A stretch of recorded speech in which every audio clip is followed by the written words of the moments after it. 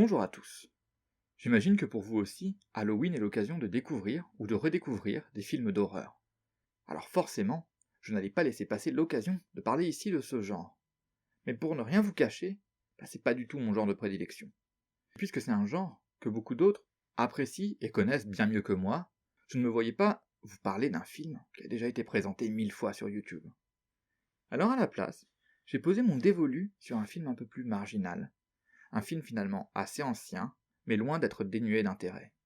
Alors pour cette fête d'Halloween, je vous invite à découvrir avec moi V de Georgi Kropatchev et Konstantin Yershov.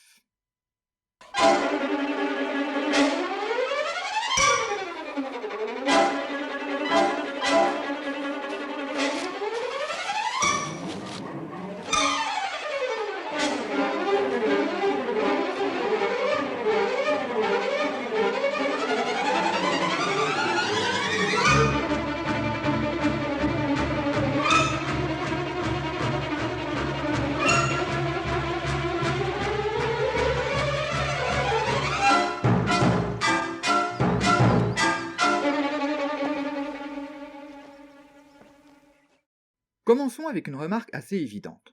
V, vous l'aurez compris, est un film qui a été réalisé en URSS, en 1967. Et j'aurais une petite question pour vous. Est-ce que vous connaissez beaucoup de films d'horreur soviétiques? À vrai dire, je pose la question, mais je connais la réponse. Non. Et pour cause, le moins que l'on puisse dire, c'est que le genre de l'horreur n'est pas un genre qui est particulièrement prisé par le Parti communiste en URSS. Bon, et avant toute chose, il serait faux de réduire le cinéma soviétique à de bêtes films de propagande.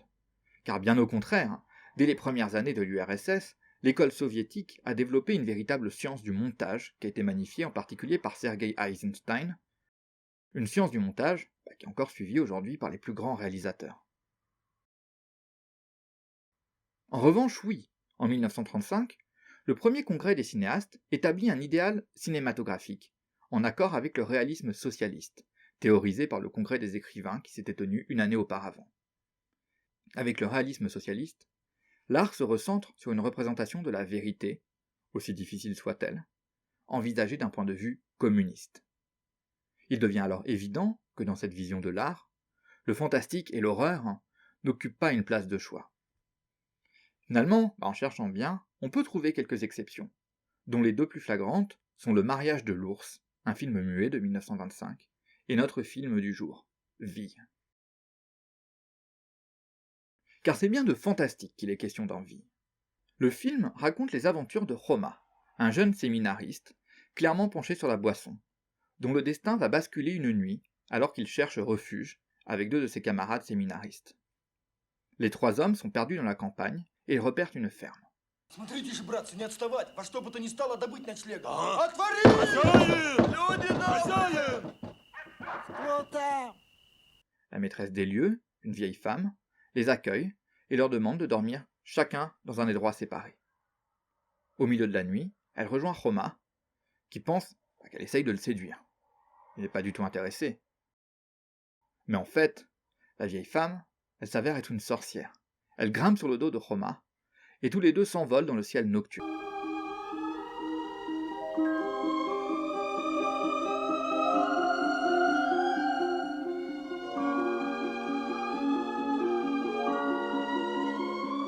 Et lorsqu'ils retournent à terre, Roma, effrayé, frappe la femme avec violence. Mais alors, il voit que la vieille sorcière se transforme en une jeune femme, et effrayé, il prend la fuite.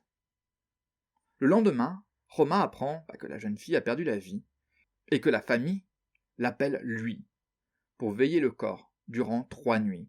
3 nuits qui s'avéreront absolument cauchemardesques. Ведьма! Ей-богу, ведьма!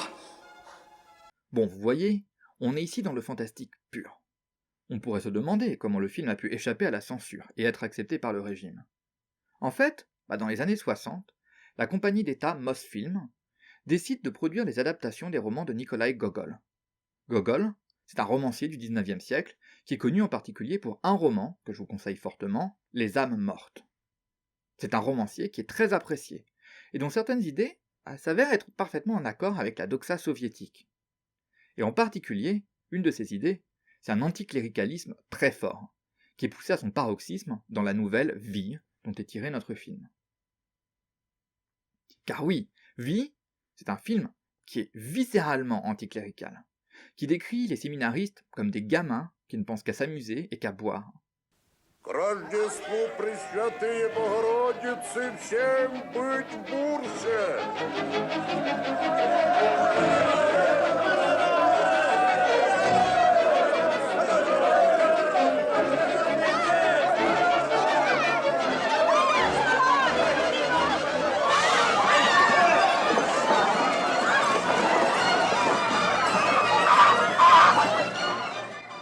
C'est le cas en particulier du protagoniste, Roma.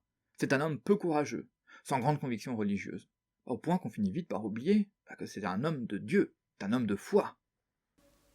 Эх, жаль, что во храме Божьем не можно люльки выкурить. Не делающий Бог беззакония в путях его ходишь. Ты заповедал еси заповеди твоя, а понюхать табаку. Эх. Добрый табак. Par ailleurs, le film, qui se déroule en Ukraine, va s'attacher à une représentation qui est très traditionnelle de son petit peuple. Les habitants du village sont autant de stéréotypes du paysan slave, dans ses tenues traditionnelles, mangeant du bortsch, pétri de superstitions. Et cette image, c'est une image qui intéresse beaucoup l'Union soviétique, qui veut vraiment représenter la Russie telle qu'elle est. Pour tous ces paysans, c'était pas du tout un secret que la jeune femme décédée est une sorcière. Et les événements occultes qui se déroulent la nuit dans l'église, ils semblent tout droit tirés de l'imagination de ses habitants. Et en cela, le film il se rattache à un sous-genre de l'horreur très particulier, un sous-genre qui n'existait pas et qui n'avait pas encore de nom à l'époque, le folk horror. Le folk horror se caractérise par l'utilisation d'éléments folkloriques pour susciter la peur. Ces éléments sont souvent issus de croyances mythologiques anciennes, et par conséquent, le folk horror il met souvent en scène des milieux ruraux empreints de superstitions. On y retrouve du coup, tout naturellement, tout le bestiaire fantastique. Sorcières, vampires et autres créatures surnaturelles. Le genre, il a connu dernièrement un regain d'intérêt, avec des films notamment comme Midsommar, The Witch ou Lamp. Mais le réduire à la dernière décennie, serait oublier qu'il a une histoire très longue derrière lui, avec notamment des films cultes comme The Blood on Satan's Claw, film britannique qui date de 1971, pas loin de Vie. In April 1970, when Piers Haggard's film Blood on Satan's Claw was in production, a piece appeared in Kinematograph Weekly, one of Britain's trade papers of the day, in which Rod Cooper referred to the film as a study in folk horror. Et bien sûr, il y a Vie. Car force est de constater que le film repose sur le folklore slave, et sur un rapport ambivalent entre religion et spiritualité. Durant tout le film, Les forces maléfiques à l'œuvre, elles sont connues de tous, y compris du protagoniste, qui est un homme de Dieu. Et l'existence de sorcières et d'autres démons ne semble surprendre personne. Et d'ailleurs, lorsque Roma est enfermé dans l'église, le regard sévère des icônes, au mur, contribue autant à l'atmosphère inquiétante que les bougies qui s'éteignent et les autres éléments fantastiques, alors qu'elle devrait au contraire rassurer un homme de foi.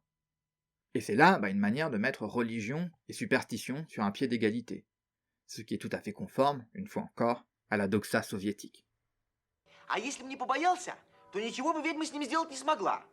Ну, надо только, перекрестившись, плюнуть ей на хвост. И то ничего не будет. Laissez-moi vous dire un mot sur la représentation du surnaturel dans le film. Je pense que la première chose qui saute aux yeux est combien l'imagerie convoquée par les réalisateurs est proche de l'imaginaire collectif. La sorcière, par exemple, c'est une vieille femme, au visage anguleux et au nez crochu, qui vole dans le ciel nocturne avec un balai à la main. On notera d'ailleurs que pour représenter l'étrangeté de son physique, les réalisateurs ont choisi de la faire jouer par un homme. Au quotidien, la sorcière va se transformer en une jeune femme au physique délicat, brune, au teint diaphane. Autant d'images complètement stéréotypiques qu'on peut retrouver dans n'importe quel mythe. Mais la sorcière, elle n'est pas la seule créature fantastique représentée dans le film. Dans le final, la troisième nuit, le spectateur est convié à un véritable festival des horreurs, avec l'apparition dans l'église de monstres divers, des squelettes, des ghouls, des vampires, et d'autres que je ne saurais même pas nommer. Et j'aimerais, ici, noter l'inventivité des réalisateurs en ce qui concerne les costumes et les différents effets visuels. D'ailleurs, je parle des réalisateurs, mais c'est un petit peu inexact, car tout le mérite revient ici à un seul homme, Alexandre Ptushko, qui est crédité uniquement au scénario, à la direction artistique et aux effets spéciaux. Pourtant, son rôle a été bien plus grand. Il a littéralement sauvé le film. En fait, l'idée d'adapter la nouvelle de Gogol avait été proposée par l'un des grands noms de Mosfilm, le réalisateur Ivan Pyriev. Mais ce dernier étant déjà accaparé par le tournage d'une adaptation des frères Karamazov, la réalisation de Vie a été confiée à deux étudiants du cours supérieur de réalisation, Konstantin Yershov et Georgi Kropatchov. Rapidement, il a été très clair que les deux hommes n'avaient pas les épaules pour un tel projet, que leur travail était trop, terre à terre. Alors Ptushko est appelé en urgence pour sauver le projet. Il va retourner certaines séquences, et surtout, il va retravailler sur les scènes les plus emblématiques, à savoir les 3 nuits dans l'église. Ptushko était connu auparavant pour son travail sur le fantastique et le merveilleux, et pour ses films adaptant des récits populaires. Son travail dans Vie est vraiment très caractéristique de son œuvre, avec ses effets visuels absolument stupéfiants pour l'époque, et un habile mélange entre stop motion et prise de vue réelle.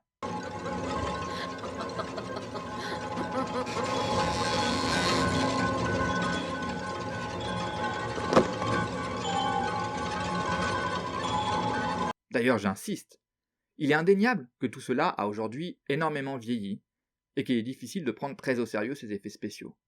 Mais dans le contexte de l'URSS, en 1968, le travail effectué était absolument magistral. Mais je reviens maintenant au fantastique, et en particulier aux créatures. On voit ici indéniablement la patte de Ptushko, avec ce mélange entre créatures en stop motion, ces incrustations dans les images en prise de vue réelle, et ces acteurs déguisés. Si certains effets ne marchent pas très bien, l'ensemble est quand même vraiment superbe, et plein de bonnes idées. J'adore par exemple, à titre personnel, ces mains géantes qui apparaissent à un moment, ou même certains déguisements de monstres. Dans un véritable festival de l'horreur, Ptushko fait apparaître ces créatures de partout, de chaque coin de mur, de chaque interstice. D'ailleurs, ces images, elles me font penser à un autre film qui est très connu, même si j'ai rien trouvé qui confirmerait cette paternité.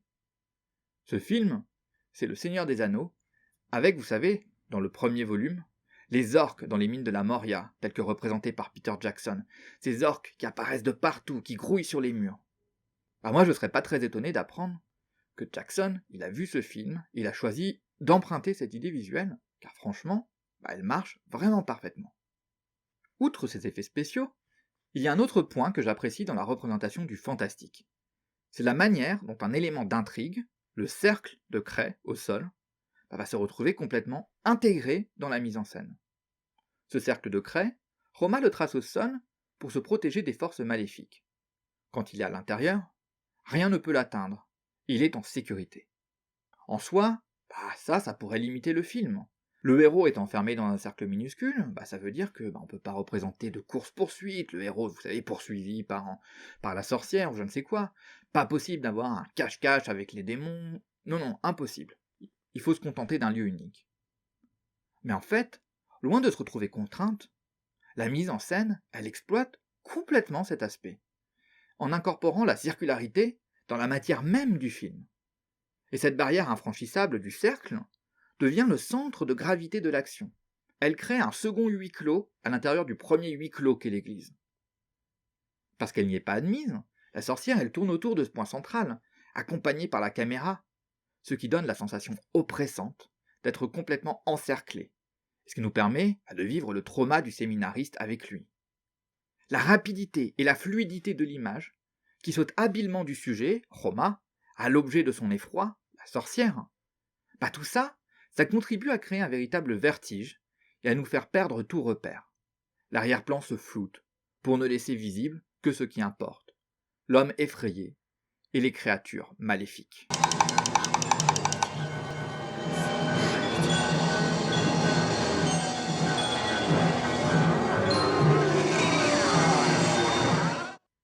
Voilà donc pour ce film d'Halloween, Vie, de Georgi Kropatchev et Konstantin Yershov.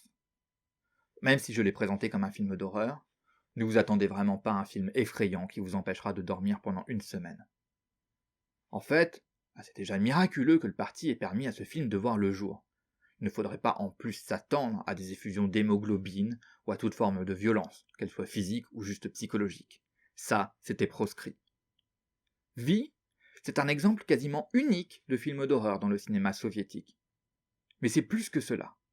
Je pense sincèrement pouvoir dire que le film a un véritable intérêt cinématographique, au-delà de la simple curiosité historique qu'il représente. L'image est superbe, avec des décors vraiment magnifiques.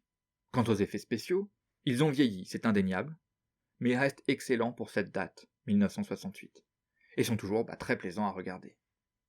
Pour moi, tout cela, cette représentation du fantastique, c'est une véritable porte d'entrée vers le travail d'Alexandre Ptouchko, probablement le plus grand nom de l'animation en URSS, qui est aujourd'hui injustement oublié.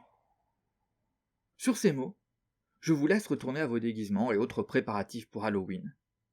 Je vous souhaite une belle semaine, riche en découvertes cinématographiques.